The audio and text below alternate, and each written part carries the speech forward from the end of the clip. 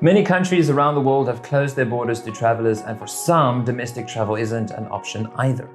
While this might be frustrating for some of us who want to get out and explore the world, the good news is that this is only a temporary setback. While we wait to get back on the road again, now is the perfect time to think about all the places you still want to see and to start planning your next adventure. So, where to start? Hi, I'm Nick from Hello Adventure, and today I'm going to share with you our top 6 tips for traveling after the COVID-19 lockdown. Let's dive right in.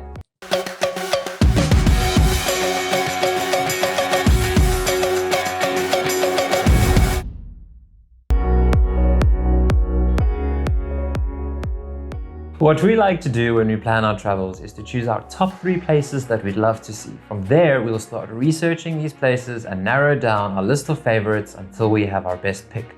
It's a good idea to have a list of international places you'd like to visit as well as local places, because we don't know when the borders are going to reopen. And it's also a good idea to keep a few possible travel dates in mind.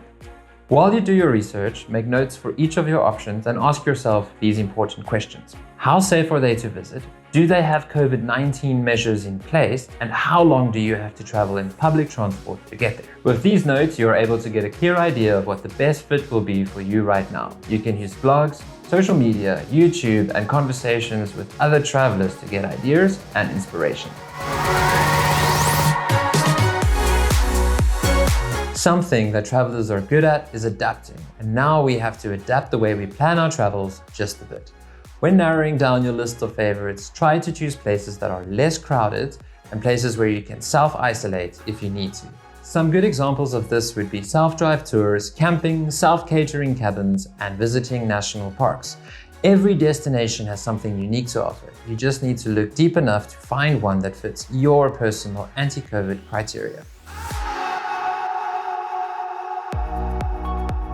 The larger booking platforms can seem safe, but there are some questions you need to ask yourself. Are they local to the country that you are visiting? In other words, does your money go to that economy or will it benefit a different country? When booking with an international agent or platform, a portion of your money goes to that company instead of being invested back into the local economy. Do these platforms support smaller local businesses, or do they make it hard for these guys to survive? The reason you should ask yourself this question is that there are so many smaller businesses in tourism that are struggling to survive after the pandemic.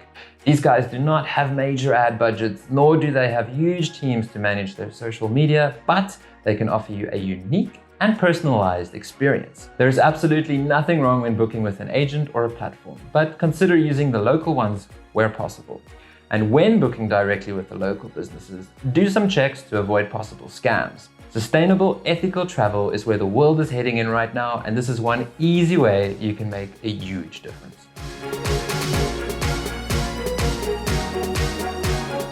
I know we said you should use local and international options when planning your travels, and you should. But if you're hoping to be traveling in the next few months, then domestic travel is the way to go. You will find that there are a lot more options available to you right now if you travel closer to home, and it is also a lot easier to stay self-isolated when traveling in your own car instead of using public transport. In South Africa, we are already gearing up for the new style of tourism, with many local places offering local travel packages at reduced prices. Check to see if your country is doing the same thing.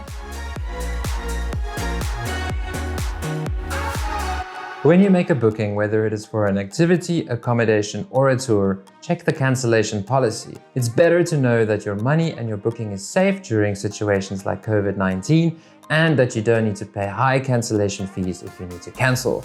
Check with your travel insurance if they will pay your medical bills if you get sick while traveling, and if they offer trip cancellation insurance. This tip is obvious but necessary.